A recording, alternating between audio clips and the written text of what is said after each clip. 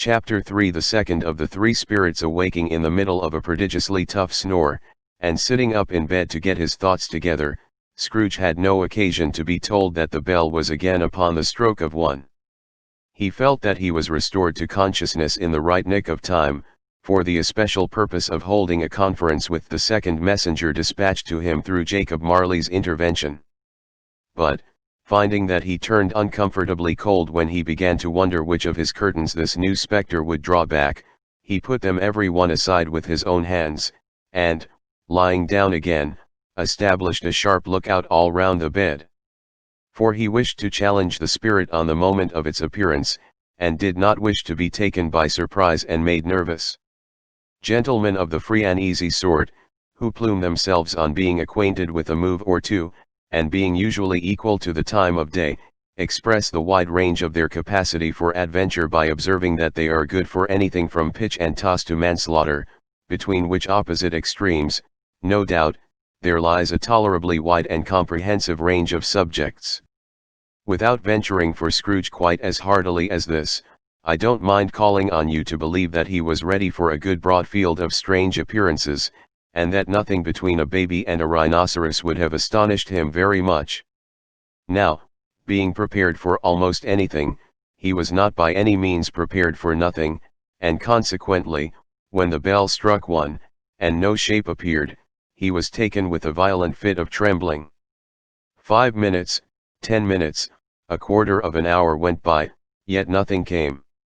All this time he lay upon his bed, the very core and center of a blaze of ruddy light, which streamed upon it when the clock proclaimed the hour, and which, being only light, was more alarming than a dozen ghosts, as he was powerless to make out what it meant, or would be at, and was sometimes apprehensive that he might be at that very moment an interesting case of spontaneous combustion, without having the consolation of knowing it. At last, however, he began to think as you or I would have thought at first, for it is always the person not in the predicament who knows what ought to have been done in it, and would unquestionably have done it too at last. I say, he began to think that the source and secret of this ghostly light might be in the adjoining room, from whence, on further tracing it, it seemed to shine. This idea taking full possession of his mind, he got up softly, and shuffled in his slippers to the door. The moment Scrooge's hand was on the lock, a strange voice called him by his name, and bade him enter. He obeyed. It was his own room. There was no doubt about that. But it had undergone a surprising transformation. The walls and ceiling were so hung with living green, that it looked a perfect grove, from every part of which bright gleaming berries glistened. The crisp leaves of holly, mistletoe, and ivy reflected back the light, as if so many little mirrors had been scattered there, and such a mighty blaze went roaring up the chimney as that dull petrifaction of a hearth had never known in Scrooge's time, or Marley's, or for many and many a winter season gone. Heaped up on the floor, to form a kind of throne, were turkeys, geese, game, poultry, brawn, great joints of meat, sucking pigs, long wreaths of sausages, mince pies, plum puddings, barrels of oysters, red-hot chestnuts, cherry-cheeked apples, juicy oranges, luscious pears, immense twelfth cakes, and seething bowls of punch, that made the chamber dim with their delicious steam. In easy state upon this couch there sat a jolly giant, glorious to see, who bore a glowing torch, in shape not unlike Plenty's horn, and held it up, high up, to shed its light on Scrooge as he came peeping round the door. "Come in," exclaimed the ghost. "Come in. And know me better, man." Scrooge entered timidly, and hung his head before the spirit. He was not the dogged Scrooge he had been, and, though the spirit's eyes were clear and kind, he did not like to meet them. "I am the ghost of Christmas present," said the spirit. "Look upon me." Scrooge reverently did so. It was clothed in one simple deep green robe, or mantle, bordered with white fur. This garment hung so loosely on the figure, that its capacious breast was bare, as if disdaining to be warded or concealed by any artifice. Its feet, observable beneath the ample folds of the garment, were also bare, and on its head it wore no other covering than a holly wreath, set here and there with shining icicles. Its dark brown curls were long and free, free as its genial face, its sparkling eye, its open hand, its cheery voice, its unconstrained demeanor, and its joyful air. Girded round its middle was an antique scabbard, but no sword was in it, and the ancient sheath was eaten up with rust. "You have never seen the like of me before," exclaimed the spirit. "Never," Scrooge made answer to it. "Have never walked forth with the younger members of my family, meaning, for I am very young, my elder brothers born in these later years," pursued the phantom. "I don't think I have," said Scrooge. "I am afraid I have not." "Have you had many brothers, spirit?" "More than 1800, said the ghost. "A tremendous family to provide for," muttered Scrooge. The ghost of Christmas present rose. "Spirit," said Scrooge submissively, "conduct me where you will. I went forth last night on compulsion, and I learned a lesson which is working now. Tonight, if you have aught to teach me, let me profit by it. Touch my robe." Scrooge did as he was told, and held it fast. Holly, mistletoe, red berries, ivy, turkeys, geese, game, poultry, brawn, meat, pigs, sausages, oysters, pies, puddings, fruit, and punch, all vanished instantly.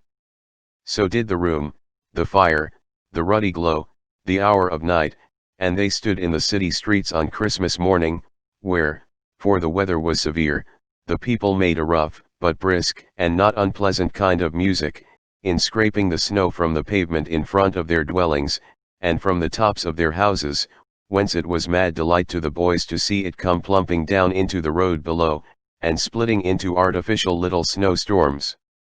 The house fronts looked black enough, and the windows blacker, contrasting with the smooth white sheet of snow upon the roofs, and with the dirtier snow upon the ground, which last deposit had been ploughed up in deep furrows by the heavy wheels of carts and wagons, furrows that crossed and recrossed each other hundreds of times where the great streets branched off, and made intricate channels, hard to trace, in the thick yellow mud and icy water. The sky was gloomy, and the shortest streets were choked up with a dingy mist, half thawed, half frozen, whose heavier particles descended in a shower of sooty atoms, as if all the chimneys in Great Britain had, by one consent, caught fire and were blazing away to their dear hearts' content. There was nothing very cheerful in the climate or the town, and yet was there an air of cheerfulness abroad that the clearest summer air and brightest summer sun might have endeavored to diffuse in vain. For, the people who were shoveling away on the housetops were jovial and full of glee, calling out to one another from the parapets, and now and then exchanging a facetious snowball better-natured missile far than many a wordy jest, laughing heartily if it went right, and not less heartily if it went wrong. The poulterers' shops were still half open, and the fruiters were radiant in their glory. There were great, round, pot-bellied baskets of chestnuts, shaped like the waistcoats of jolly old gentlemen, lolling at the doors, and tumbling out into the street in their apoplectic opulence. There were ruddy, brown-faced, broad-girthed Spanish onions, shining in the fatness of their growth like Spanish friars, and winking from their shelves in wanton slyness at the girls as they went by, and glanced demurely at the hung-up mistletoe. There were pears and apples clustered high in blooming pyramids, there were bunches of grapes, made, in the shopkeeper's benevolence, to dangle from conspicuous hooks that people's mouths might water gratis as they passed. There were piles of filberts, mossy and brown, recalling, in their fragrance, ancient walks among the woods, and pleasant shufflings ankle-deep through withered leaves. There were Norfolk biffins, squab and swarthy, setting off the yellow of the oranges and lemons, and, in the great compactness of their juicy persons, urgently entreating and beseeching to be carried home in paper bags, and eaten after dinner. The very gold and silver fish, set forth among these choice fruits in a bowl, though members of a dull and stagnant-blooded race, appeared to know that there was something going on, and, to a fish, went gasping round and round their little world in slow and passionless excitement. The grocers. Oh, the grocers. Nearly closed, with perhaps 2 shutters down, or 1, but through those gaps such glimpses. It was not alone that the scales descending on the counter made a merry sound, or that the twine and roller parted company so briskly, or that the canisters were rattled up and down like juggling tricks, or even that the blended scents of tea and coffee were so grateful to the nose, or even that the raisins were so plentiful and rare, the almonds so extremely white, the sticks of cinnamon so long and straight, the other spices so delicious, the candied fruits so caked and spotted with molten sugar as to make the coldest lookers on feel faint, and subsequently bilious. Nor was it that the figs were moist and pulpy, or that the French plums blushed in modest tartness from their highly decorated boxes, or that everything was good to eat and in its Christmas dress, but the customers were all so hurried and so eager in the hopeful promise of the day, that they tumbled up against each other at the door, crashing their wicker baskets wildly, and left their purchases upon the counter, and came running back to fetch them, and committed hundreds of the like mistakes. In the best humor possible, while the grocer and his people were so frank and fresh, that the polished hearts with which they fastened their aprons behind might have been their own, worn outside for general inspection, and for Christmas daws to peck at if they chose. But soon the steeples called good people all to church and chapel, and away they came, flocking through the streets in their best clothes, and with their gayest faces. And at the same time there emerged, from scores of by-streets, lanes, and nameless turnings, innumerable people, carrying their dinners to the bakers' shops. The sight of these poor revellers appeared to interest the spirit very much, for he stood with Scrooge beside him in a baker's doorway, and, taking off the covers as their bearers passed, sprinkled incense on their dinners from his torch. And it was a very uncommon kind of torch, for once or twice, when there were angry words between some dinner carriers who had jostled each other, he shed a few drops of water on them from it, and their good humor was restored directly. For they said, it was a shame to quarrel upon Christmas Day. And so it was. God love it, so it was.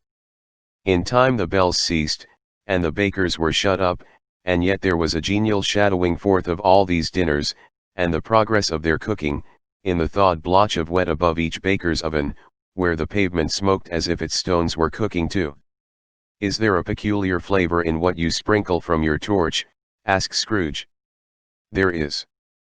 "My own." "Would it apply to any kind of dinner on this day?" asked Scrooge. "To any kindly given." "To a poor one most." "Why to a poor one most?" asked Scrooge. "Because it needs it most." "Spirit," said Scrooge after a moment's thought. "I wonder you, of all the beings in the many worlds about us, should desire to cramp these people's opportunities of innocent enjoyment." "Aye," cried the spirit. "You would deprive them of their means of dining every seventh day, often the only day on which they can be said to dine at all," said Scrooge, "wouldn't you?" "Aye," cried the spirit. "You seek to close these places on the seventh day," said Scrooge. "And it comes to the same thing." "I seek," exclaimed the spirit. "Forgive me if I am wrong." "It has been done in your name, or at least in that of your family," said Scrooge. "There are some upon this earth of yours," returned the spirit, "who lay claim to know us, and who do their deeds of passion, pride, ill will, hatred, envy, bigotry, and selfishness in our name, who are as strange to us, and all our kith and kin, as if they had never lived. Remember that, and charge their doings on themselves, not us." Scrooge promised that he would, and they went on, invisible, as they had been before, into the suburbs of the town. It was a remarkable quality of the ghost, which Scrooge had observed at the baker's, that, notwithstanding his gigantic size, he could accommodate himself to any place with ease, and that he stood beneath a low roof quite as gracefully and like a supernatural creature as it was possible he could have done in any lofty hall. And perhaps it was the pleasure the good spirit had in showing off this power of his, or else it was his own kind, generous, hearty nature, and his sympathy with all poor men, that led him straight to Scrooge's clerks, for there he went, and took Scrooge with him, holding to his robe, and, on the threshold of the door, the spirit smiled, and stopped to bless Bob Cratchit's dwelling with the sprinklings of his torch. Think of that! Bob had but 15 bob a week himself, He pocketed on Saturdays but 15 copies of his Christian name, and yet the ghost of Christmas present blessed his four-roomed house. Then up rose Mrs. Cratchit, Cratchit's wife, dressed out but poorly in a twice-turned gown, but brave in ribbons, which are cheap, and make a goodly show for sixpence, and she laid the cloth, assisted by Belinda Cratchit, second of her daughters, also brave in ribbons, while Master Peter Cratchit plunged a fork into the saucepan of potatoes, and, getting the corners of his monstrous shirt collar, Bob's private property, conferred upon his son and heir in honor of the day, into his mouth. Rejoiced to find himself so gallantly attired, and yearned to show his linen in the fashionable parks. And now two smaller Cratchits, boy and girl, came tearing in, screaming that outside the baker's they had smelt the goose, and known it for their own, and, basking in luxurious thoughts of sage and onion, these young Cratchits danced about the table, and exalted Master Peter Cratchit to the skies, while he, not proud, although his collars nearly choked him, blew the fire, until the slow potatoes, bubbling up, knocked loudly at the saucepan lid to be let out and peeled. "What has ever got your precious father, then?" said Mrs. Cratchit. "And your brother, Tiny Tim?" "And Martha warn't he as late last Christmas Day by half an hour?" "Here's Martha, mother," said a girl, appearing as she spoke. "Here's Martha, mother," cried the two young Cratchits. "Hurrah! There's such a goose, Martha." "Why, bless your heart alive, my dear, how late you are," said Mrs. Cratchit, kissing her a dozen times, and taking off her shawl and bonnet for her with officious zeal. "We'd a deal of work to finish up last night," replied the girl, "and had to clear away this morning, mother." "Well, never mind so long as you are come," said Mrs. Cratchit. "Sit ye down before the fire, my dear, and have a warm, Lord bless ye." "No, no. There's father coming," cried the two young Cratchits, who were everywhere at once. "Hide, Martha, hide." So Martha hid herself, and in came little Bob, the father, with at least 3 feet of comforter, exclusive of the fringe, hanging down before him, and his threadbare clothes darned up and brushed to look seasonable, and Tiny Tim upon his shoulder. Alas for Tiny Tim, he bore a little crutch, and had his limbs supported by an iron frame. "Why, where's our Martha?" cried Bob Cratchit, looking round. "Not coming," said Mrs. Cratchit. "Not coming," said Bob with a sudden declension in his high spirits, for he had been Tim's blood horse all the way from church, and had come home rampant. "Not coming upon Christmas Day." Martha didn't like to see him disappointed, if it were only in joke, so she came out prematurely from behind the closet door, and ran into his arms, while the two young Cratchits hustled Tiny Tim, and bore him off into the wash-house, that he might hear the pudding singing in the copper. "And how did little Tim behave?" asked Mrs. Cratchit when she had rallied Bob on his credulity, and Bob had hugged his daughter to his heart's content. "As good as gold," said Bob, "and better. Somehow, he gets thoughtful, sitting by himself so much, and thinks the strangest things you ever heard. He told me, coming home, that he hoped the people saw him in the church, because he was a cripple, and it might be pleasant to them to remember upon Christmas Day who made lame beggars walk and blind men see." Bob's voice was tremulous when he told them this, and trembled more when he said that Tiny Tim was growing strong and hearty.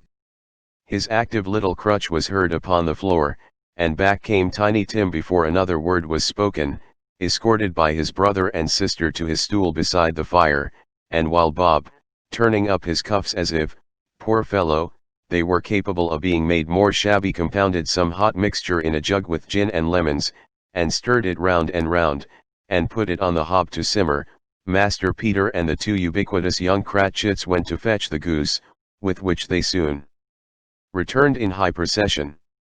Such a bustle ensued that you might have thought a goose the rarest of all birds, a feathered phenomenon, to which a black swan was a matter of course, and, in truth, it was something very like it in that house. Mrs. Cratchit made the gravy, ready beforehand in a little saucepan, hissing hot. Master Peter mashed the potatoes with incredible vigor, Miss Belinda sweetened up the apple sauce, Martha dusted the hot plates, Bob took Tiny Tim beside him in a tiny corner at the table, the two young Cratchits set chairs for everybody, not forgetting themselves, and, mounting guard upon their posts, crammed spoons into their mouths, lest they should shriek for goose before their turn came to be helped. At last the dishes were set on, and grace was said. It was succeeded by a breathless pause, as Mrs. Cratchit, looking slowly all along the carving knife, prepared to plunge it in the breast, but when she did, and when the long-expected gush of stuffing issued forth, one murmur of delight arose all round the board, and even Tiny Tim, excited by the two young Cratchits, beat on the table with the handle of his knife, and feebly cried hurrah! There never was such a goose. Bob said he didn't believe there ever was such a goose cooked. Its tenderness and flavor, size, and cheapness, were the themes of universal admiration. Eked out by apple sauce and mashed potatoes, it was a sufficient dinner for the whole family. Indeed, as Mrs. Cratchit said with great delight, surveying one small atom of a bone upon the dish, they hadn't ate it all at last.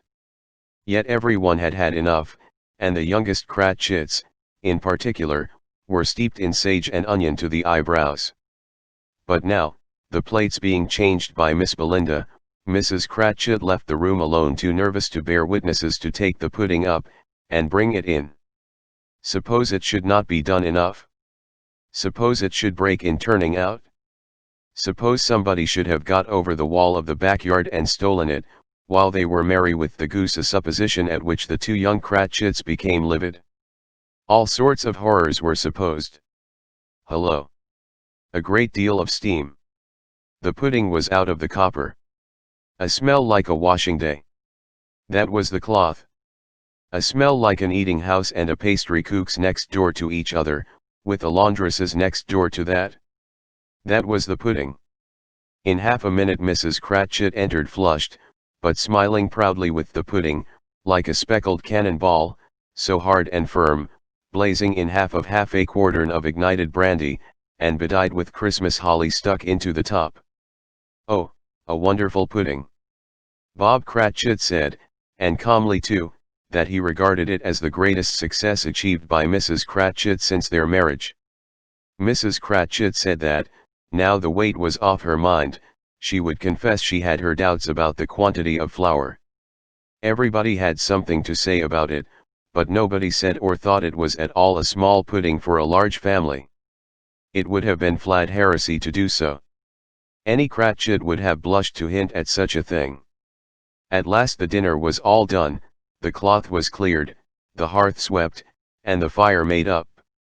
The compound in the jug being tasted, and considered perfect, apples and oranges were put upon the table, and a shovelful of chestnuts on the fire. Then all the Cratchit family drew round the hearth in what Bob Cratchit called a circle, meaning half a one, and at Bob Cratchit's elbow stood the family display of glass. 2 tumblers and a custard cup without a handle. These held the hot stuff from the jug, however, as well as golden goblets would have done, and Bob served it out with beaming looks, while the chestnuts on the fire sputtered and cracked noisily. Then Bob proposed, "A Merry Christmas to us all, my dears. God bless us." Which all the family re-echoed. "God bless us everyone," said Tiny Tim, the last of all. He sat very close to his father's side, upon his little stool. Bob held his withered little hand in his, as if he loved the child, and wished to keep him by his side, and dreaded that he might be taken from him. "Spirit," said Scrooge with an interest he had never felt before, "tell me if Tiny Tim will live." "I see a vacant seat," replied the ghost, "in the poor chimney corner, and a crutch without an owner, carefully preserved. If these shadows remain unaltered by the future, the child will die." "No, no," said Scrooge. "Oh, no, kind spirit. Say he will be spared. If these shadows remain unaltered by the future, none other of my race," returned the ghost, "will find him here." "What then? If he be like to die, he had better do it, and decrease the surplus population. Scrooge hung his head to hear his own words quoted by the spirit, and was overcome with penitence and grief. "Man," said the ghost, "if man you be in heart, not adamant, forbear that wicked cant until you have discovered what the surplus is, and where it is. Will you decide what men shall live, what men shall die? It may be that, in the sight of heaven, you are more worthless and less fit to live than millions like this poor man's child. O God! To hear the insect on the leaf pronouncing on the too much life among his hungry brothers in the dust." Scrooge bent before the ghost's rebuke, and, trembling, cast his eyes upon the ground. But he raised them speedily on hearing his own name. "Mr. Scrooge," said Bob.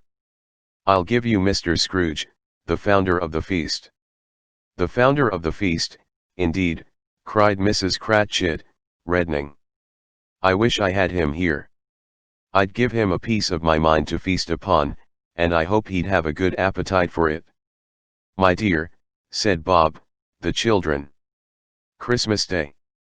"It should be Christmas Day, I am sure," said she, "on which one drinks the health of such an odious, stingy, hard, unfeeling man as Mr. Scrooge. You know he is, Robert. Nobody knows it better than you do, poor fellow." "My dear," was Bob's mild answer. "Christmas Day. I'll drink his health for your sake and the day's," said Mrs. Cratchit, "not for his. Long life to him. A Merry Christmas and a Happy New Year. He'll be very merry and very happy, I have no doubt." The children drank the toast after her. It was the first of their proceedings which had no heartiness in it. Tiny Tim drank it last of all, but he didn't care twopence for it. Scrooge was the ogre of the family. The mention of his name cast a dark shadow on the party, which was not dispelled for full 5 minutes. After it had passed away they were 10 times merrier than before, from the mere relief of Scrooge the Baleful being done with. Bob Cratchit told them how he had a situation in his eye for Master Peter, which would bring in, if obtained, full 5 and 6pence weekly. The 2 young Cratchits laughed tremendously at the idea of Peter's being a man of business, and Peter himself looked thoughtfully at the fire from between his collars, as if he were deliberating what particular investments he should favor when he came into the receipt of that bewildering income. Martha, who was a poor apprentice at a milliner's, then told them what kind of work she had to do, and how many hours she worked at a stretch, and how she meant to lie abed tomorrow morning for a good long rest, tomorrow being a holiday she passed at home. Also how she had seen a countess and a lord some days before, and how the lord was much about as tall as Peter, at which Peter pulled up his collars so high, that you couldn't have seen his head if you had been there. All this time the chestnuts and the jug went round, and by they had a song, about a lost child travelling in the snow, from Tiny Tim, who had a plaintive little voice, and sang it very well indeed. There was nothing of high mark in this. They were not a handsome family, they were not well dressed, their shoes were far from being waterproof, their clothes were scanty, and Peter might have known, and very likely did, the inside of a pawnbroker's. But they were happy, grateful, pleased with one another, and contented with the time, and when they faded, and looked happier yet in the bright sprinklings of the spirit's torch at parting, Scrooge had his eye upon them, and especially on Tiny Tim, until the last. By this time it was getting dark, and snowing pretty heavily, and as Scrooge and the spirit went along the streets, the brightness of the roaring fires in kitchens, parlors, and all sorts of rooms was wonderful. Here, the flickering of the blaze showed preparations for a cozy dinner, with hot plates baking through and through before the fire, and deep red curtains, ready to be drawn to shut out cold and darkness. There, all the children of the house were running out into the snow to meet their married sisters, brothers, cousins, uncles, aunts, and be the first to greet them. Here, again, were shadows on the window blinds of guests assembling, and there a group of handsome girls, all hooded and fur-booted, and all chattering at once, tripped lightly off to some near neighbor's house, where, woe upon the single man who saw them enter, artful witches, well they knew it in a glow. But, If you had judged from the numbers of people on their way to friendly gatherings, you might have thought that no one was at home to give them welcome when they got there, instead of every house expecting company, and piling up its fires half chimney high. Blessings on it, how the ghost exulted! How it bared its breadth of breast, and opened its capacious palm, and floated on, outpouring, with a generous hand, its bright and harmless mirth on everything within its reach.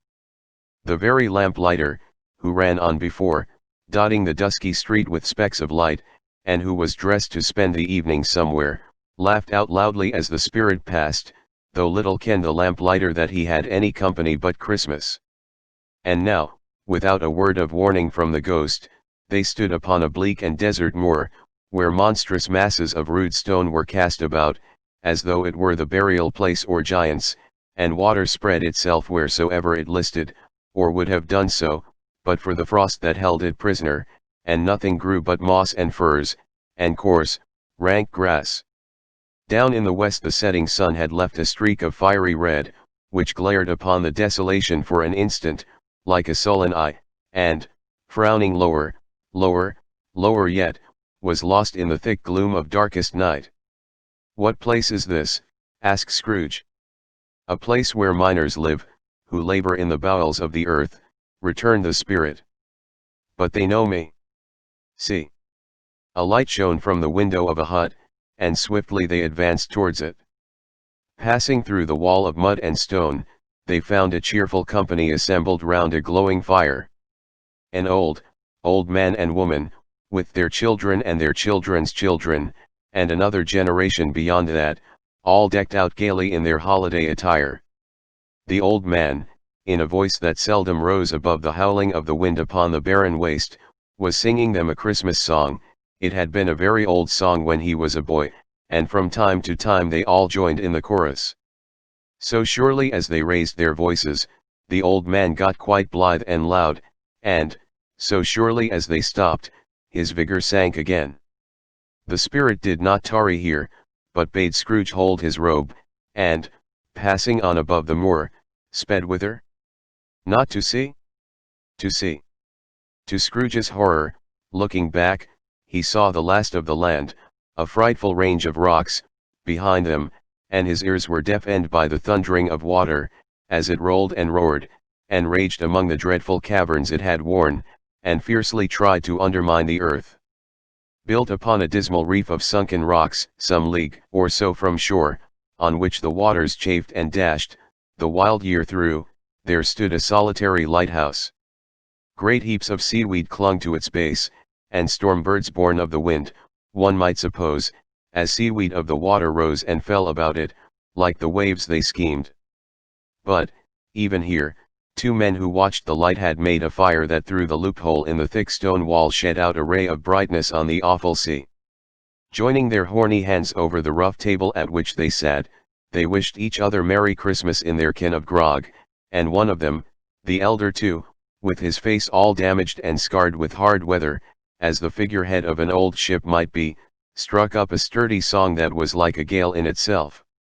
Again the ghost sped on, above the black and heaving sea on until, being far away, as he told Scrooge, from any shore, they lighted on a ship. They stood beside the helmsman at the wheel, the lookout in the bow, the officers who had the watch, dark, ghostly figures in their several stations, but every man among them hummed a Christmas tune, or had a Christmas thought, or spoke below his breath to his companion of some bygone Christmas day, with homeward hopes belonging to it. And every man on board, waking or sleeping, good or bad, had had a kinder word for one another on that day than on any day in the year, and had shared to some extent in its festivities, and had remembered those he cared for at a distance, and had known that they delighted to remember him. It was a great surprise to Scrooge, while listening to the moaning of the wind, and thinking what a solemn thing it was to move on through the lonely darkness over an unknown abyss, whose depths were secrets as profound as death. It was a great surprise to Scrooge, while thus engaged, to hear a hearty laugh. It was a much greater surprise to Scrooge to recognize it as his own nephew's, and to find himself in a bright, dry, gleaming room, with the spirit standing smiling by his side, and looking at that same nephew with approving affability. "Ha, ha," laughed Scrooge's nephew. "Ha, ha, ha. If you should happen, by any unlikely chance, to know a man more blessed in a laugh than Scrooge's nephew, all I can say is, I should like to know him too. Introduce him to me, and I'll cultivate his acquaintance. It is a fair, even-handed, noble adjustment of things, that, while there is infection in disease and sorrow, there is nothing in the world so irresistibly contagious as laughter and good humor." When Scrooge's nephew laughed in this way, holding his sides, rolling his head, and twisting his face into the most extravagant contortions, Scrooge's niece, by marriage, laughed as heartily as he. And their assembled friends, being not a bit behindhand, roared out lustily. "Ha, ha, ha, ha, ha, ha. He said that Christmas was a humbug, as I live," cried Scrooge's nephew. "He believed it, too." "More shame for him, Fred," said Scrooge's niece indignantly. "Bless those women. They never do anything by halves. They are always in earnest." She was very pretty, exceedingly pretty. With a dimpled, surprised-looking, capital face, a ripe little mouth, that seemed made to be kissed, as no doubt it was, all kinds of good little dots about her chin, that melted into one another when she laughed, and the sunniest pair of eyes you ever saw in any little creature's head. Altogether she was what you would have called provoking, you know, but satisfactory, too. Oh, perfectly satisfactory. "He's a comical old fellow," said Scrooge's nephew, "that's the truth, and not so pleasant as he might be. However, his offences carry their own punishment, and I have nothing to say against him." "I'm sure he is very rich, Fred," hinted Scrooge's niece.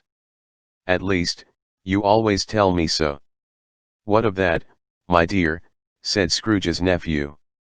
"His wealth is of no use to him. He don't do any good with it. He don't make himself comfortable with it. He hasn't the satisfaction of thinking ha, that he is ever going to benefit us with it." "I have no patience with him," observed Scrooge's niece. Scrooge's niece's sisters, and all the other ladies, expressed the same opinion. "Oh, I have," said Scrooge's nephew. "I am sorry for him, I couldn't be angry with him if I tried. Who suffers by his ill whims? Himself always. Here he takes it into his head to dislike us, and he won't come and dine with us. What's the consequence? He don't lose much of a dinner." "Indeed, I think he loses a very good dinner," interrupted Scrooge's niece. Everybody else said the same, and they must be allowed to have been competent judges, because they had just had dinner, and, with the dessert upon the table, were clustered round the fire, by lamplight. "Well, I am very glad to hear it," said Scrooge's nephew, "because I haven't any great faith in these young housekeepers. What do you say, Topper?" Topper had clearly got his eye upon one of Scrooge's niece's sisters, for he answered that a bachelor was a wretched outcast, who had no right to express an opinion on the subject. Whereat Scrooge's niece's sister, the plump one with the lace tucker, not the one with the roses, blushed. "Do go on, Fred," said Scrooge's niece, clapping her hands. "He never finishes what he begins to say. He is such a ridiculous fellow." Scrooge's nephew revelled in another laugh, and, as it was impossible to keep the infection off, though the plump sister tried hard to do it with aromatic vinegar, his example was unanimously followed. "I was only going to say," said Scrooge's nephew, "that the consequence of his taking a dislike to us, and not making merry with us, is, as I think, that he loses some pleasant moments, which could do him no harm. I am sure he loses pleasanter companions than he can find in his own thoughts, either in his mouldy old office or his dusty chambers. I mean to give him the same chance every year, whether he likes it or not, for I pity him. He may rail at Christmas till he dies, but he can't help thinking better of it. I defy him if he finds me going there in good temper, year after year, and saying, 'Uncle Scrooge, how are you? If it only puts him in the vein to leave his poor clerk £50, that's something, and I think I shook him yesterday." It was their turn to laugh, now, at the notion of his shaking Scrooge. But, being thoroughly good-natured, and not much caring what they laughed at, so that they laughed at any rate, he encouraged them in their merriment, and passed the bottle, joyously. After tea they had some music. For they were a musical family, and knew what they were about when they sung a glee or catch, I can assure you, especially Topper, who could growl away in the bass like a good one, and never swell the large veins in his forehead, or get red in the face over it. Scrooge's niece played well upon the harp, and played, among other tunes, a simple little air, a mere nothing, you might learn to whistle it in 2 minutes, which had been familiar to the child who fetched Scrooge from the boarding school, as he had been reminded by the ghost of Christmas past. When this strain of music sounded, all the things that ghost had shown him came upon his mind, he softened more and more, and thought that if he could have listened to it often, years ago, he might have cultivated the kindnesses of life for his own happiness with his own hands, without resorting to the sexton's spade that buried Jacob Marley. But they didn't devote the whole evening to music. After a while they played at forfeits, for it is good to be children sometimes, and never better than at Christmas, when its mighty founder was a child himself. Stop. There was first a game at blind man's buff. Of course there was. And I no more believe Topper was really blind than I believe he had eyes in his boots. My opinion is, that it was a done thing between him and Scrooge's nephew, and that the ghost of Christmas present knew it. The way he went after that plump sister in the lace tucker was an outrage on the credulity of human nature.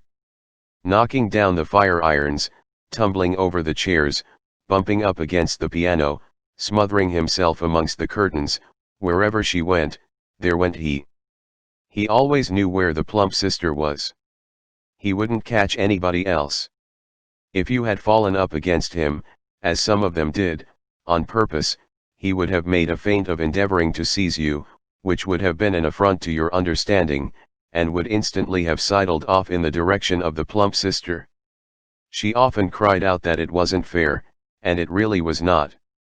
But when, at last, he caught her, when, in spite of all her silken rustlings, and her rapid flutterings past him, he got her into a corner whence there was no escape, then his conduct was the most execrable. For his pretending not to know her, his pretending that it was necessary to touch her head dress, and further to assure himself of her identity by pressing a certain ring upon her finger, and a certain chain about her neck, was vile, monstrous. No doubt she told him her opinion of it when, another blind man being in office, they were so very confidential together behind the curtains. Scrooge's niece was not one of the blind man's buff party, but was made comfortable with a large chair and a footstool, in a snug corner where the ghost and Scrooge were close behind her. But she joined in the forfeits, and loved her love to admiration with all the letters of the alphabet. Likewise at the game of how, when, and where, she was very great, and, to the secret joy of Scrooge's nephew, beat her sisters hollow, though they were sharp girls too, as Topper could have told you. There might have been 20 people there, young and old, but they all played, and so did Scrooge, for, wholly forgetting, in the interest he had in what was going on, that his voice made no sound in their ears, he sometimes came out with his guess quite loud, and very often guessed right, too, for the sharpest needle, best Whitechapel, warranted not to cut in the eye, was not sharper than Scrooge, blunt as he took it in his head to be. The ghost was greatly pleased to find him in this mood, and looked upon him with such favor, that he begged like a boy to be allowed to stay until the guests departed.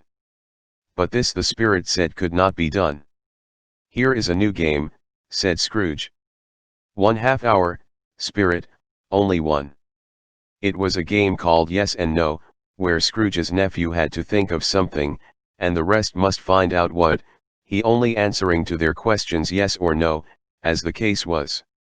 The brisk fire of questioning to which he was exposed elicited from him that he was thinking of an animal, a live animal, rather a disagreeable animal, a savage animal, an animal that growled and grunted sometimes, and talked sometimes, and lived in London, and walked about the streets, and wasn't made a show of, and wasn't led by anybody, and didn't live in a menagerie, and was never killed in a market, and was not a horse, or an ass, or a cow, or a bull, or a tiger, or a dog, or a pig, or a cat, or a bear.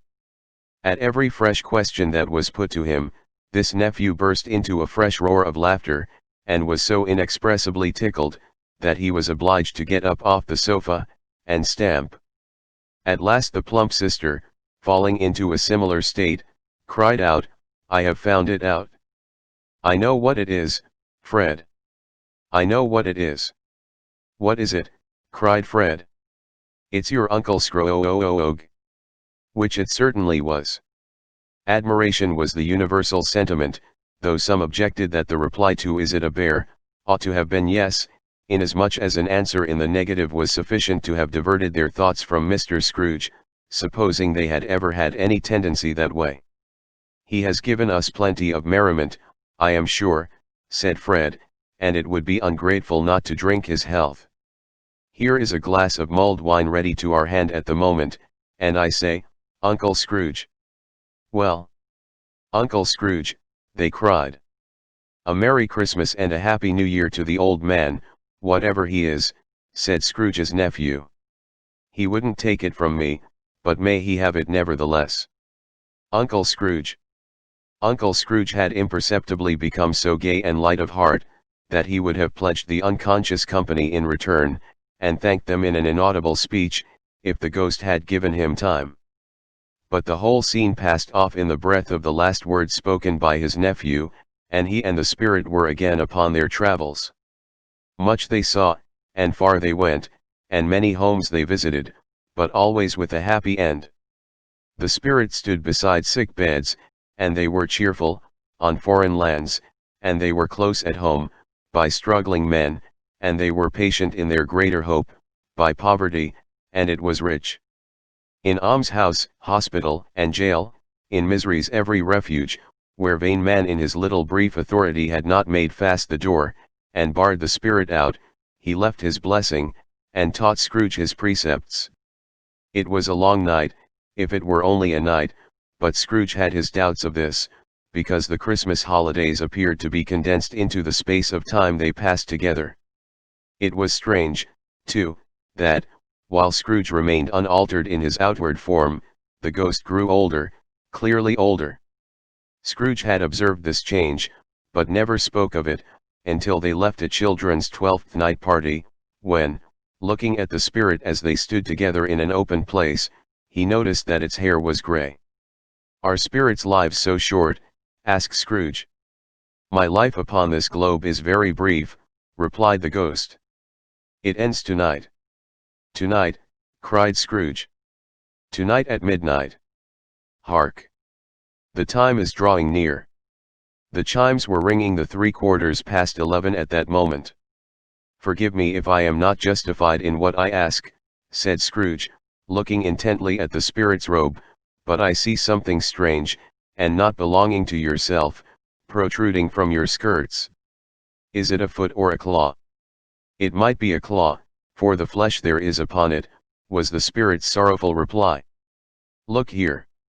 From the foldings of its robe it brought two children, wretched, abject, frightful, hideous, miserable.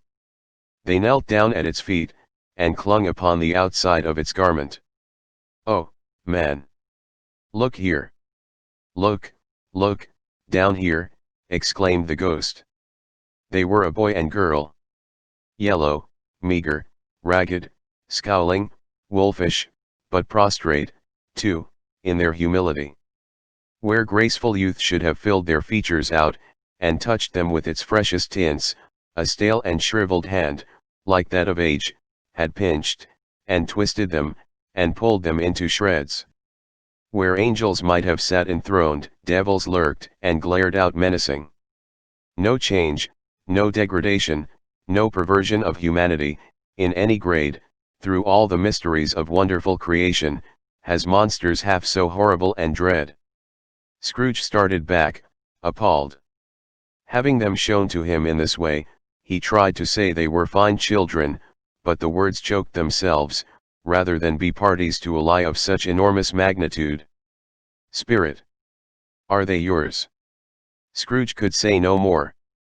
They are man's, said the spirit, looking down upon them. And they cling to me, appealing from their fathers. This boy is ignorance. This girl is want. Beware of them both, and all of their degree, but most of all beware this boy, for on his brow I see that written which is doom, unless the writing be erased. Deny it, cried the spirit, stretching out its hand towards the city. Slander those who tell it yet. Admit it for your factious purposes, and make it worse. And by the end. Have they no refuge or resource? Cried Scrooge. Are there no prisons? Said the spirit, turning on him for the last time with his own words. Are there no workhouses? The bell struck 12. Scrooge looked about him for the ghost, and saw it not. As the last stroke ceased to vibrate, he remembered the prediction of old Jacob Marley, and, lifting up his eyes, beheld a solemn phantom, draped and hooded, coming like a mist along the ground towards him.